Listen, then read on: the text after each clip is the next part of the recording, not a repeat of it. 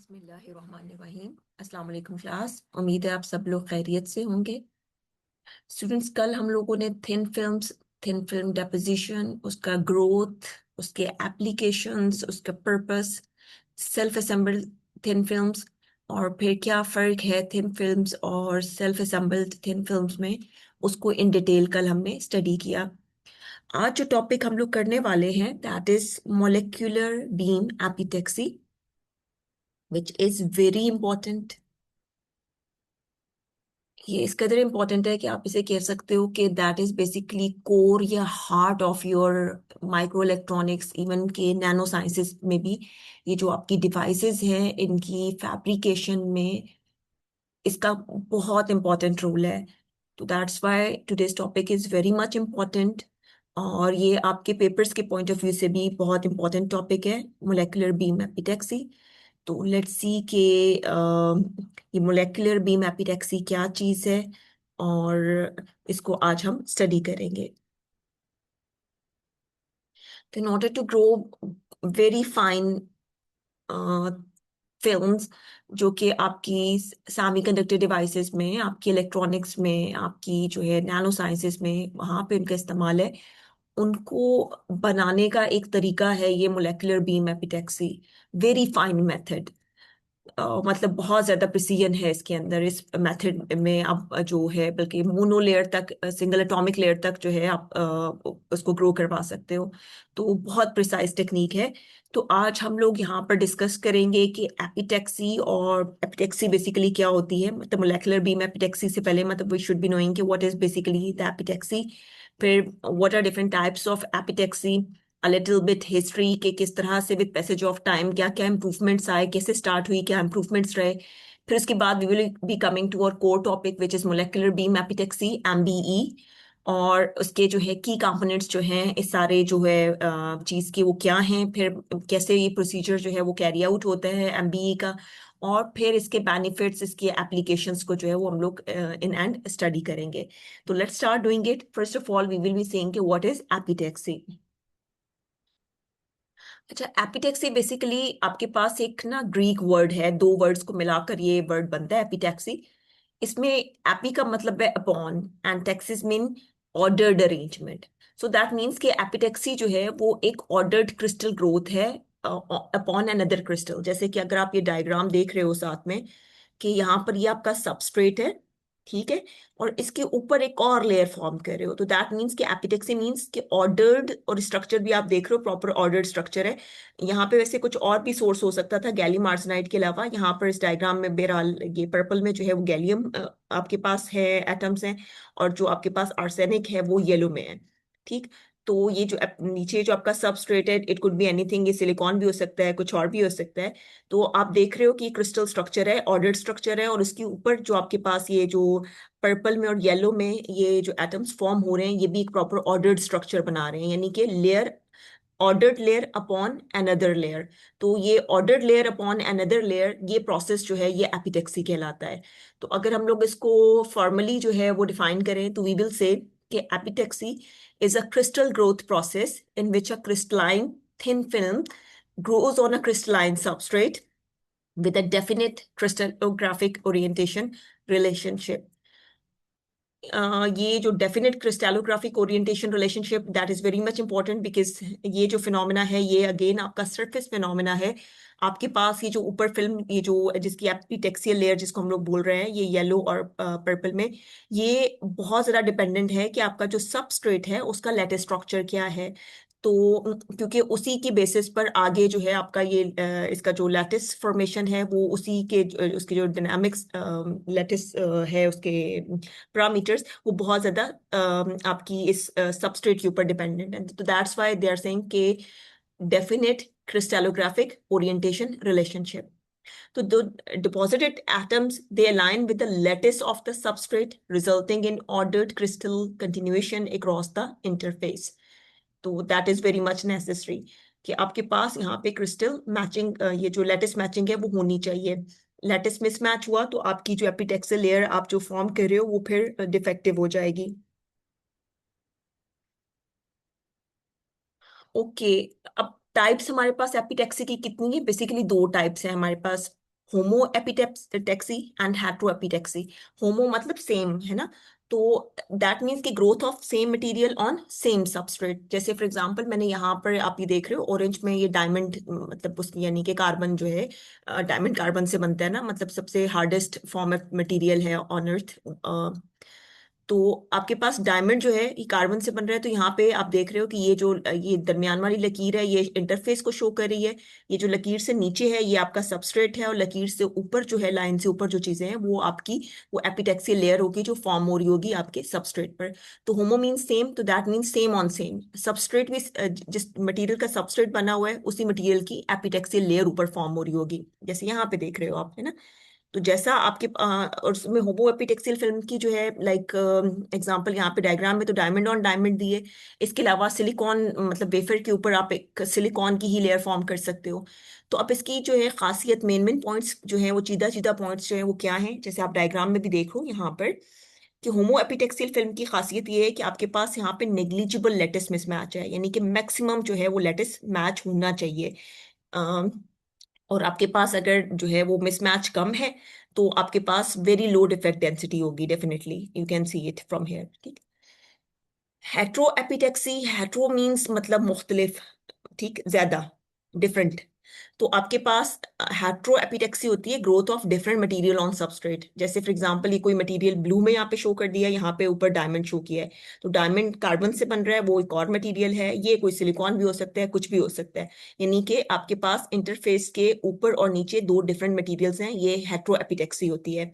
ये different substrate के ऊपर, एक सबस्ट्रेट के ऊपर डिफरेंट मटेरियल की डेपोजिशन की जाए, फिल्म फॉर्म की जाए, एपिटेक्सी लेयर फॉर्म की जाए, तो इसको हम लोग बोलेंगे हेट्रो एपिटेक्सी। अब चूंकि आपके पास और एग्जांपल इसका क्या हो सकता है, गैलियम आर्सेनाइड हो सकता है सिलिकॉन सबस्ट्रेट के ऊपर। तो चूंकि अब आपके पास यहाँ पर हेट्रोएपिटेक्सी है कि आपके पास मटेरियल सेम नहीं है इंटरफेस के क्रॉस, तो उसकी वजह से क्या हो सकता है, लैटिस मिसमैच हो सकते हैं, ठीक है।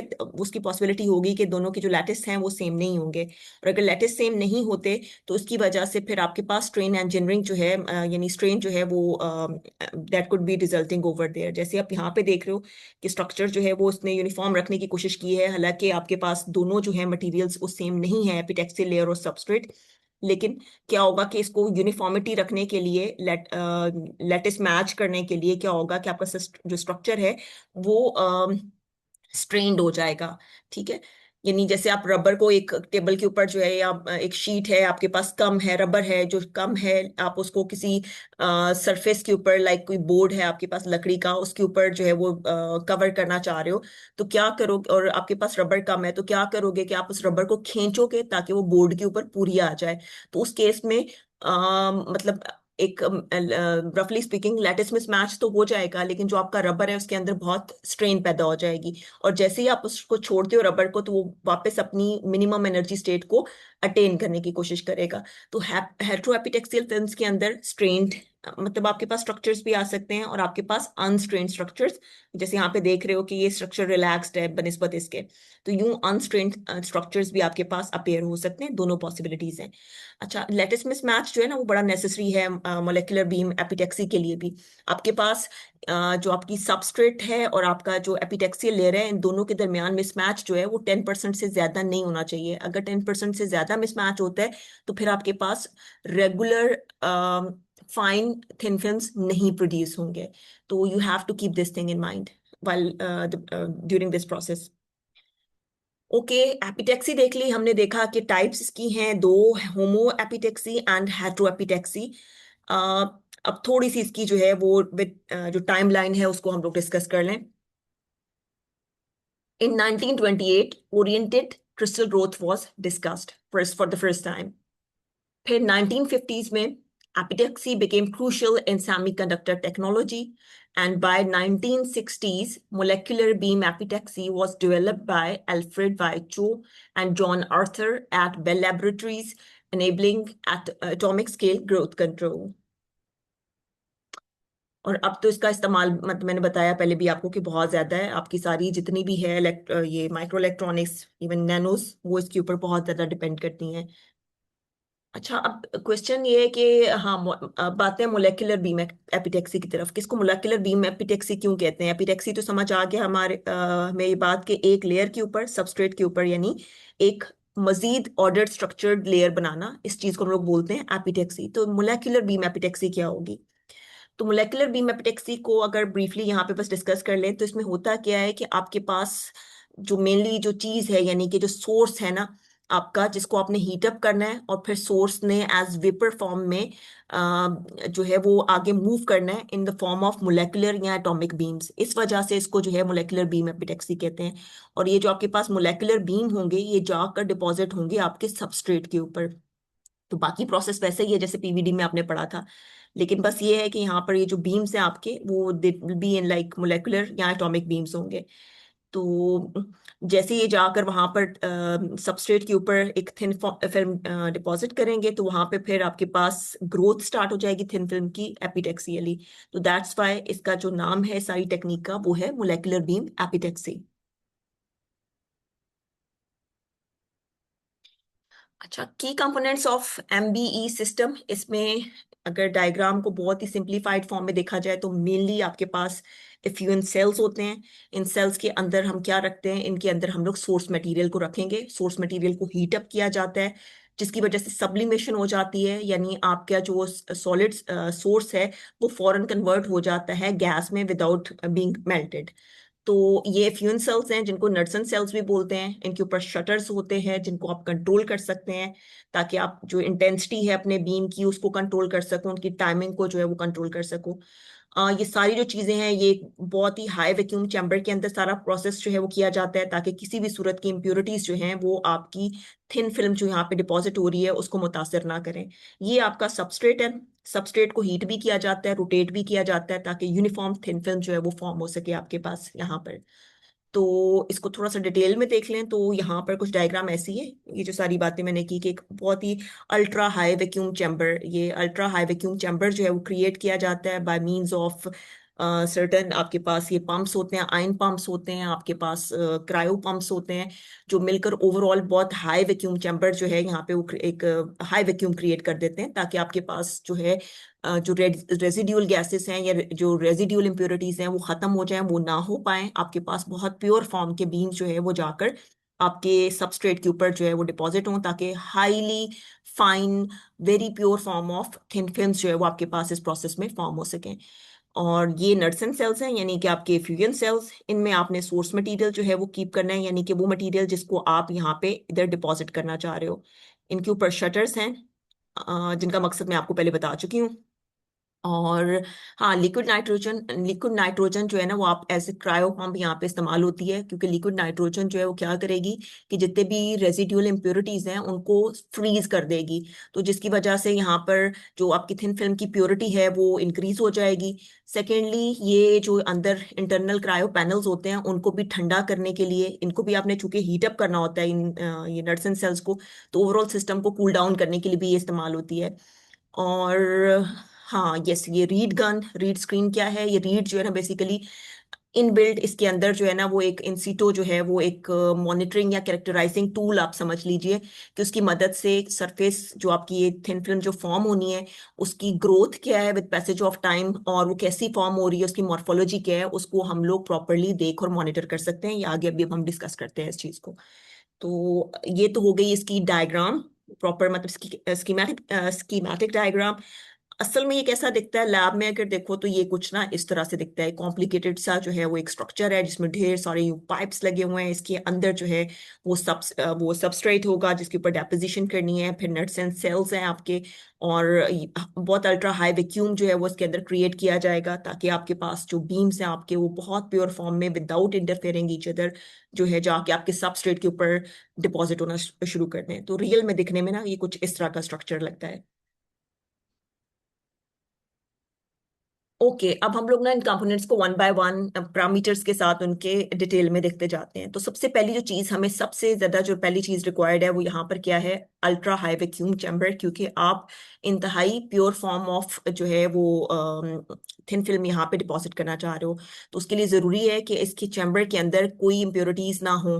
तो इम्प्योरिटीज ना हो इसकी वजह से आपको यहाँ पे अल्ट्रा हाई जो है ना वैक्यूम जो है वो क्रिएट करना पड़ता है यहाँ पर। तो यहाँ पे जो प्रेशर वैल्यूज हैं वो बेस प्रेशर, यानी कि जब आपका जो प्रोसेस वो स्टार्ट नहीं हुआ अभी ना, जब आपने इनको जो है ये शटर इसके लगे हुए हैं नट्स एंड सेल्स के, और ये हीट अप भी नहीं कर रहे आप अपने एफ्यूजन सेल्स को, तो उस टाइम पे जो आपने बेस प्रेशर रखना है वो रखते हो 10⁻⁻10 टॉर्क तक का। फिर जैसे ही प्रोसेस स्टार्ट होना है, यानी कि शटर खोल दिया आपने, इनको हीट अप करना स्टार्ट कर दिया, बीम निकलना शुरू हो गए, उस टाइम पे ये जो प्रेशर है थोड़ा सा ड्रॉप कर जाएगा 10⁻⁻9 से 10⁻⁸ और तक, लेकिन स्टिल इट्स गुड इनफ कि आपके जो इम्प्योरिटीज हैं वो यहाँ पर आपकी जो थिन फिल्म है उसको डिस्टर्ब ना कर सकें। अच्छा, अब ये क्यों हम लोग इतना वो अल्ट्रा हाई वैक्यूम यहाँ पे रख रहे हैं, ताकि आपके जो बीम्स, जो आपके एटम्स, जो मोलेकुलर बीम्स ट्रैवल कर रहे हैं उनको लार्ज मीन फ्री पाथ मिल सके। और चूंकि यहाँ पे ज्यादा वैक्यूम आप क्रिएट करोगे तो आपके पास जो residual impurities like O2, like H2O, CO वगैरह वगैरह, वो बीच में मतलब खत्म हो जाएंगे, नहीं होंगे ना, तो इस वजह से आपके पास नेग्लिजिबल गैस फेज कलीशंस होंगे, यानी कलीजन्स नहीं होंगे। उसकी वजह से मीन फ्री पाथ भी बढ़ जाएगा और इम्प्योरिटीज भी जो है वो नहीं होंगी इस फिल्म के ऊपर। दूसरा ये है कि तीसरा ये है कि extremely low contamination of course, क्योंकि जितना ज्यादा वैक्यूम होगा तो दैट मीन्स कि जितनी एक्स्ट्रा चीजें हैं, जो रेजिड्यूल इम्प्योरिटीज हैं, वो सारी की सारी वहां से आप उनको मिनिमाइज कर रहे हो।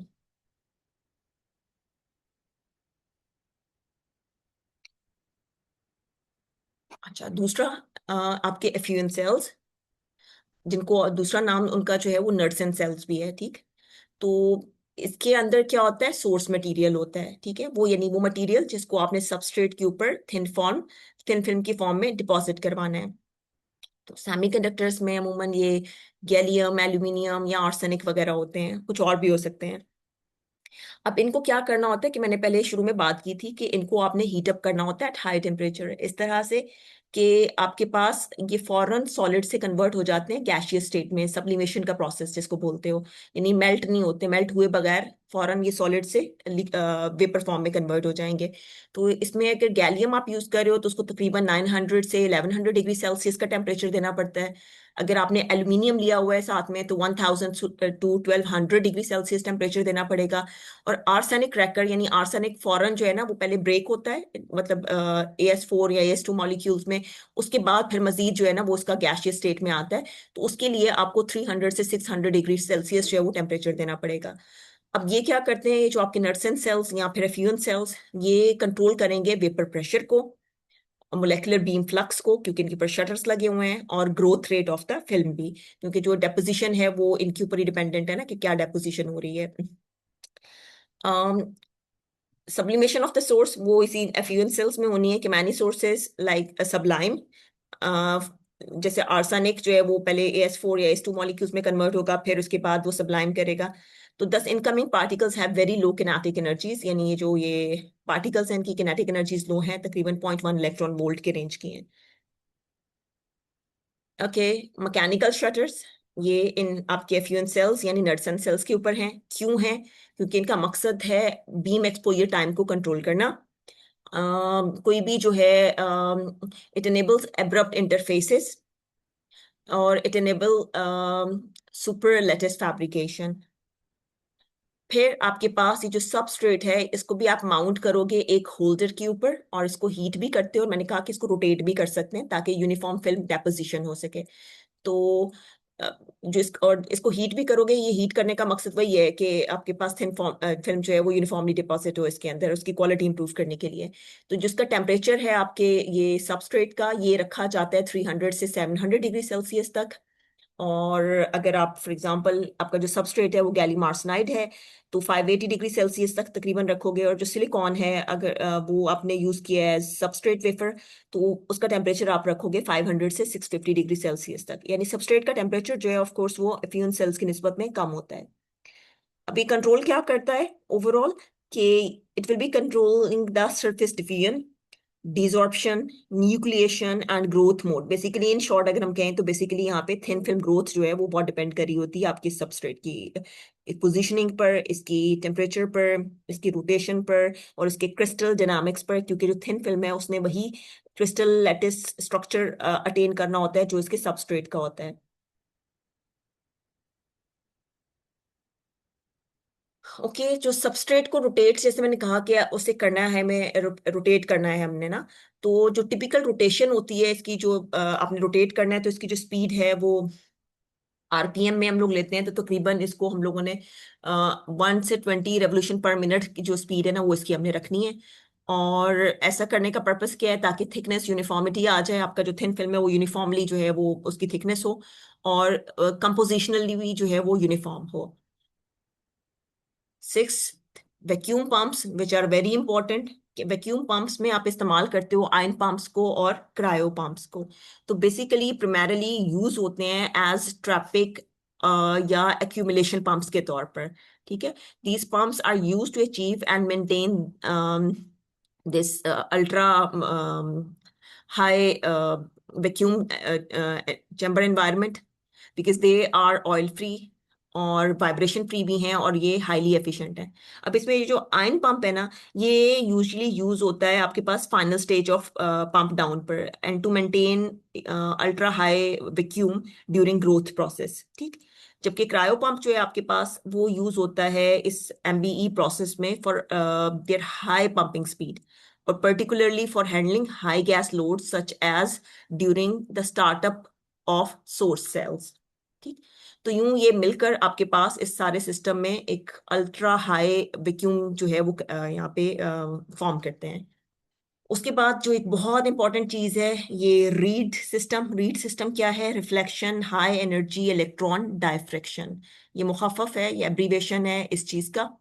अब बेसिकली ये क्या है, ये आपके पास यहाँ पर इन सिटू मतलब कि इनसाइड द सिस्टम आपके पास एक कैरेक्टराइजेशन जो है वो टूल है, which is used in molecular beam epitaxy to monitor surface structure and crystal growth in real time.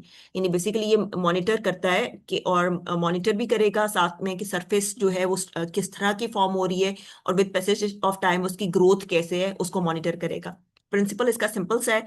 Basically क्या होता है कि आपके पास इसके जो मेन कंपोनेंट्स है, ये जो मुश्तमिल होती है, ये मुश्तमिल होती है आपके पास इलेक्ट्रॉन गन होता है एक, इसमें एक फ्लोरेसेंट स्क्रीन होती है जिस पर जाकर वो फ्लोरेसेंट स्क्रीन होती है आपके पास, इमेजिंग सिस्टम है आपके पास, और आपके पास कंट्रोल यूनिट है। तो ये मिलकर ओवरऑल जो है वो रीड सिस्टम बनाते हैं। अब रीड सिस्टम करता क्या है? रीड सिस्टम का प्रिंसिपल बड़ा सिंपल सा है कि आपने क्या करना है कि आपने एक हाई इलेक्ट्रॉन बीम जो है यानी कि तकरीबन 10 keV की 10 से 30 keV की जो इलेक्ट्रॉन बीम है वो आपने स्ट्राइक करवानी है एट वेरी लो एंगल, तकरीबन 1 से 3 डिग्री के करीब करीब एंगल पर, अपनी इस फिल्म पर जो आपकी फॉर्म हो रही है। अब चूंकि ये एंगल इतना छोटा सा है, बीम इतनी हाई है, तो क्या होगा कि आपके पास अंदर तक पेनिट्रेशन नहीं होगी। आपके पास जैसे ही आपकी बीम यहाँ पे सरफेस के साथ स्ट्राइक करेगी, तो सरफेस से स्ट्राइक करने के बाद क्या हो जाएगी? बीम डायफ्रैक्ट हो जाएगी। तो डायफ्रैक्ट होकर वो एक फ्लोरेसेंट स्क्रीन है जिसके ऊपर जाके स्ट्राइक करेगी। जहां जहां पे वो आपके इलेक्ट्रॉन जाके स्ट्राइक करेंगे, वहां पर वो जो एक ग्लोस आ जाता है स्क्रीन के ऊपर, फ्लोरेसेंट स्क्रीन के ऊपर, और एक पैटर्न फॉर्म हो जाएगा। वो पैटर्न बिल्कुल वैसा होगा जैसे रास्ते में इनको ऑब्स्टेकल मिला है। यही होता है ना diffraction, bending of light around the obstacle. तो यहाँ पे लाइट तो नहीं, यहाँ पे इलेक्ट्रॉन बीम है। तो जैसा जैसा स्ट्रक्चर इसको मिलेगा उसी लिहाज से इसकी यहाँ पर जो है वो बेंडिंग होगी, और उसी लिहाज से यहाँ पर जो है अब स्क्रीन के ऊपर एक स्ट्रक्चर सा जो है वो पैटर्न सा जो है वो फॉर्म हो जाएगा। उस पैटर्न को देखकर आप ये पता चला सकते हो कि आपका जो विद पैसेज ऑफ टाइम जो आपकी मॉर्फोलॉजी है थिन फिल्म की, और उसका जो ग्रोथ है वो कैसे चल रहा है।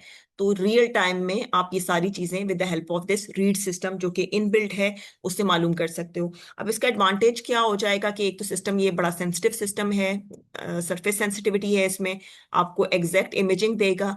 सेकेंडली, चूंकि ये सिस्टम इन सीटू सिस्टम है, इस वजह से क्या होगा कि आपके पास जो आपका अल्ट्रा हाई वैक्यूम है वो ब्रेक नहीं होता।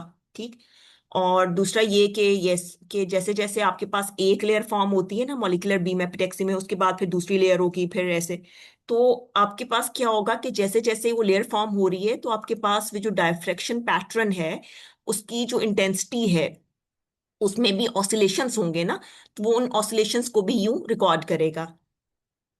और इसके अलावा आपकी ओवरऑल जो है स्ट्रक्चर को वो बड़े अच्छे से जो है वो देख सकता है। अगर आपके पास यहाँ पे स्क्रीन के ऊपर कोई आता है, एक शार्प स्ट्रिकी पैटर्न जो है वो अगर आता है, तो दैट मीन्स कि आपके पास स्मूथ एपिटेक्सियल सरफेस जो है वो फॉर्म हो रही है। इन केस अगर आपके पास यहाँ पे स्पॉट्स आते हैं, तो दैट मीन्स आपके पास 3D ग्रोथ जो है वो हो रही है फिल्म की, यानी कि रफ सरफेस बन रहा है। और इन केस अगर आपके पास यहाँ पर रिंग्स बनते हैं, तो दैट मीन्स कि यहाँ पर सिस्टम में पॉलीक्रिस्टलिनिटी को वो शो करता है। तो यूं रीड की मदद से, ये इन सिस्टम है, एक करेक्टराइजेशन टूल है जिसकी मदद से आप रियल टाइम में ग्रोथ और जो है सरफेस का जो मॉर्फोलॉजी है उसको मॉनिटर कर सकते हो लेयर बाय लेयर। ठीक है। और ये बहुत सेंसिटिव है और बहुत इंस्ट्रूमेंटेशन है और बहुत क्लैरिटी से आपको जो है वो ओवरऑल सारे प्रोसेस की रियल टाइम जो है वो डेटा देता है। ओके, अब यहाँ पर ये चीज है कि क्या ये जो आपके पास ये जो टेक्निक है ये बेसिकली पीवीडी टेक्निक है ना, यानी कि फिजिकल वेपर डेपोजिशन टेक्निक है, पीवीडी टेक्निक है। तो अब इसमें आपके जो बीम्स हैं, क्वेश्चन इज के do source beams interact? No, they don't interact with each other. No significant interaction occurs because ultra low pressure है और मीन फ्री पाथ जो है वो बहुत ज्यादा है as compare to the chamber size, that's why they won't be having any time to interact with each other, no chemical reaction. so thus growth is surface reaction controlled. So this is how it is different from CBD technique as well. Okay, अब mainly तो main components हमने discuss कर लिए कि क्या क्या main जो है वो कंपोनेंट्स हैं आपके पास, ये सारे जो है मोलिकुलर बीम एपिटैक्सी में क्या क्या कंपोनेंट्स इन्वॉल्व है। अब प्रोसीजर को एक दफा देख लेते हैं, क्योंकि हमें जो उनके पैरामीटर्स थे कंपोनेंट्स की, कंपोनेंट्स के, वो हमें पता है, इसलिए अब हम बहुत डिटेल में नहीं जाएंगे, स्ट्रेट अवे जो प्रोसेस है उसको देखेंगे। लेकिन उसको देखने से पहले ना, आई वुड लाइक कि आप एक वीडियो है वो जरूर देख लो, मतलब बहुत ही बेसिक्स है, लेकिन ये है कि उसको देख लो, उसके बाद आपके माइंड में ये आ जाएगा कि होता क्या है। देखिएगा इसे। ओके, ये आपके पास वो आपके फ्यून सेल्स हो गए। ठीक है, यहाँ पे चैम्बर में जो है ना वो हाई वैक्यूम क्रिएटेड है, ये आपका वो सबस्ट्रेट है जो इसके सबस्ट्रेट होल्डर के ऊपर माउंटेड है। अब जैसे ही आपने शटर्स खोलने हैं, शटर की इंटेंसिटी सब कुछ आप कंट्रोल कर सकते हो। तो ये बीम्स जो है ना आपके, वो किस पर होंगे? फोकस्ड हैं पर्टिकुलर एंगल्स पर, खुद उन्होंने सेटिंग की हुई है आपके इस सबस्ट्रेट के ऊपर। तो जैसे ही ये इसके ऊपर करेंगे, इम्पिंच करेंगे इसके ऊपर, और इसके ऊपर लेयर फॉर्म करना स्टार्ट कर देंगे। तो ऐसे ही ये इसके ऊपर हो रहे हैं, डिपॉजिट हो रहे हैं, और यूं आपके पास उसके ऊपर लेयर फॉर्म हो जाती है। दोबारा देखिएगा।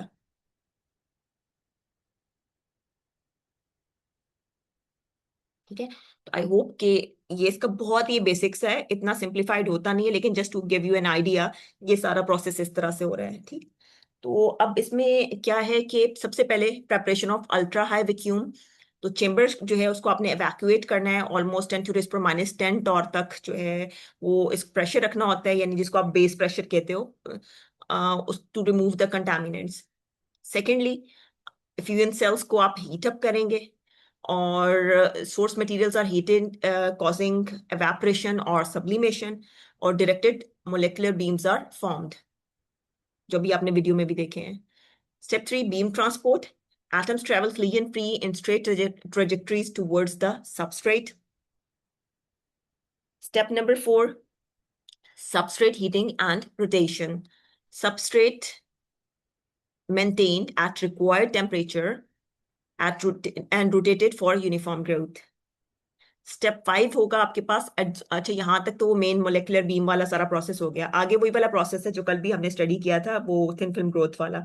कि क्या होता है कि आपके पास वो जो पार्टिकल्स हैं वो ट्रांसपोर्ट करके आते हैं, उसके बाद वो सरफेस के साथ क्या करते हैं, स्टिक करते हैं, फिर डिफ्यूज करते हैं, फिर उसके बाद आपके पास न्यूक्लिएशन का प्रोसेस स्टार्ट हो जाता है, और फिर आपके पास फिर आगे वो आइलैंड्स या जो ग्रोथ है, यानी थिन फिल्म की जो फॉर्मेशन है वो होती है। तो यहाँ पर भी स्टेप 5 में क्या है, ऊपर पहले चारों स्टेप्स आपकी जो है वो किसी मोलेकुलर बीम एपिटेक्सी क्यों कहते हैं, क्योंकि आप वो मोलेकुलर बीम यूज कर रहे हो। उस चीज को कैसे प्रोड्यूस करना है वो आपको बताया स्टेप 5 से, फिर आगे थिन फिल्म डेपोजिशन का प्रोसेस स्टार्ट हो जाता है। तो adsorption of atoms reach substrate surface and becomes addatoms. Addatoms कल हमने बता दिया था, adsorbed atoms हमने डिस्कस कर लिया था इसे। Surface diffusion, addatoms migrate on the surface until stable lattice sites such as step edges or kink sites are found. और स्टेप 7, न्यूक्लिएशन एंड देन फिर लेयर ग्रोथ। तो crystalline nuclear form and grow into layers. तो जो typical growth rate है वो आपके पास इस तरह से है कि 0.1 से 1 मोनोलेयर पर सेकेंड जो है वो फॉर्म होती है। ग्रोथ मोड्स आपके पास वही तीनों में से ये पॉसिबल है। लेयर बाय लेयर ग्रोथ है, लेयर प्लस आइलैंड ग्रोथ, ये कल हमने इन डिटेल कल स्टडी किए हैं, आप उसको वहीं पे देख लीजिएगा। और step 8 in situ monitoring by RHEED. In situ मतलब कि उसके अंदर ऑलरेडी मौजूद हो सिस्टम के अंदर। तो ये अभी इस पर बात हो चुकी है कि एक करेक्टराइजेशन टेक्निक है, और इसका मकसद थिन फिल्म फॉर्मेशन, उसकी ग्रोथ को, उसकी मॉर्फोलॉजी को स्टडी करना है। तो read intensity oscillations indicate monolayer completion. Thus, thickness can be precisely controlled. This is how your MBE works.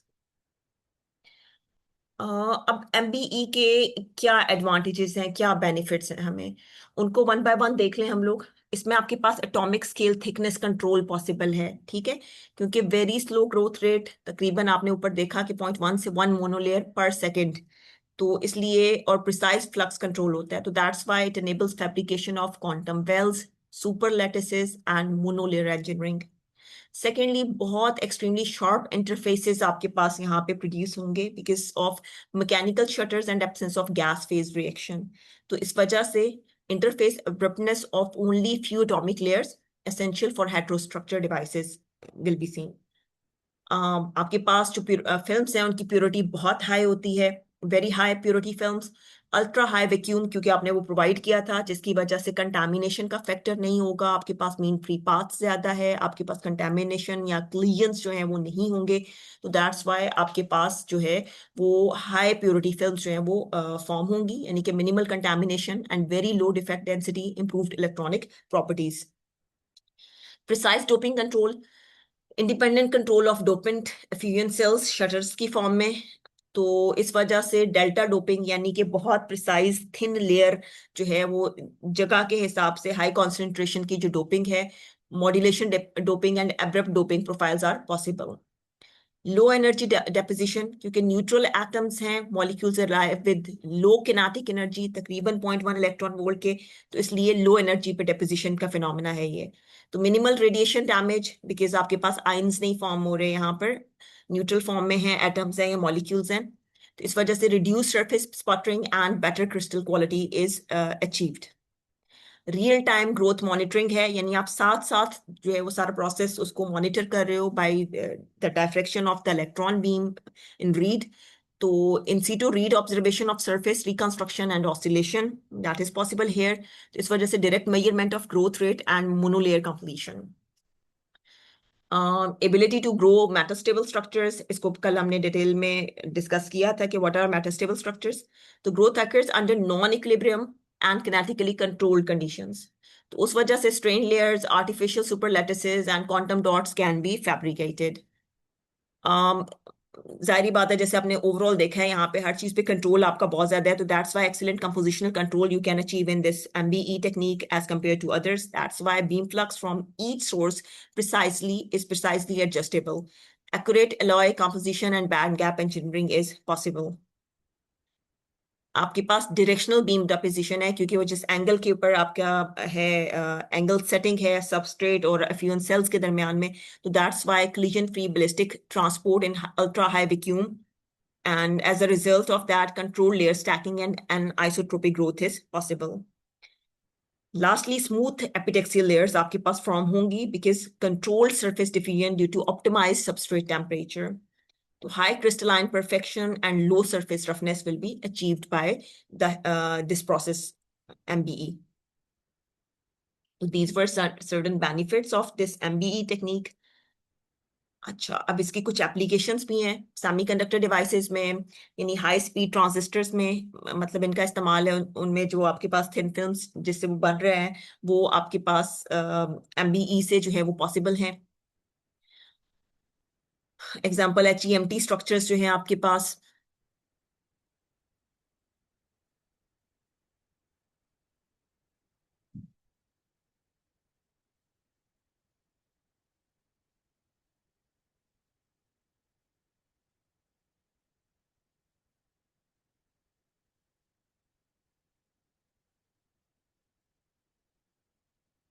Okay, हाँ जी, सेमीकंडक्टर डिवाइसेस में हाई स्पीड ट्रांजिस्टर्स में HEMT स्ट्रक्चर्स, यानी कि आपके पास HEMT स्ट्रक्चर्स क्या हैं? हाई इलेक्ट्रॉन मोबिलिटी ट्रांजिस्टर्स हैं, ठीक है।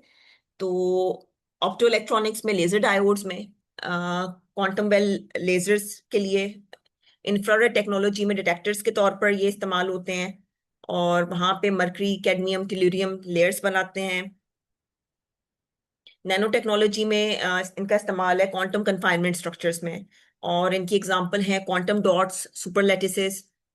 स्पिनट्रॉनिक्स में ये इनकी एप्लीकेशन है मैग्नेटिक मल्टीलेयर्स में।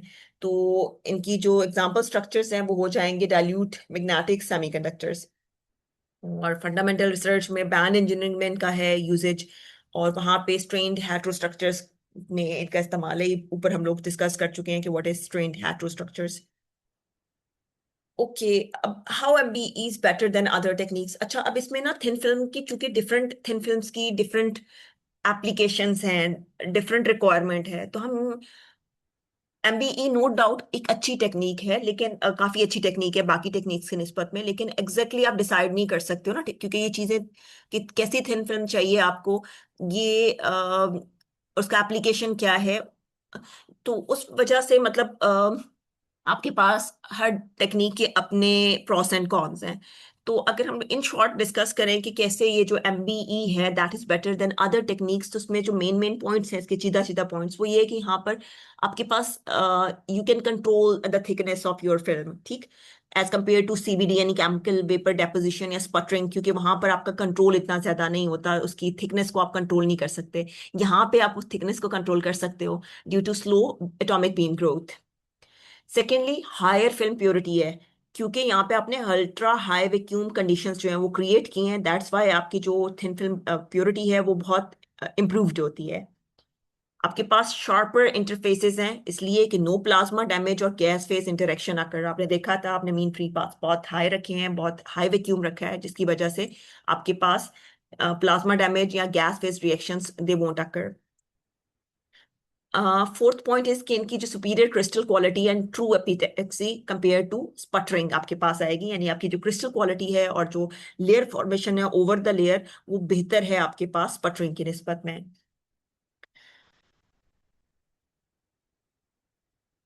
फिफ्थ पॉइंट है इसके real time growth monitoring. Yes, ये अब बहुत इंपॉर्टेंट पॉइंट है।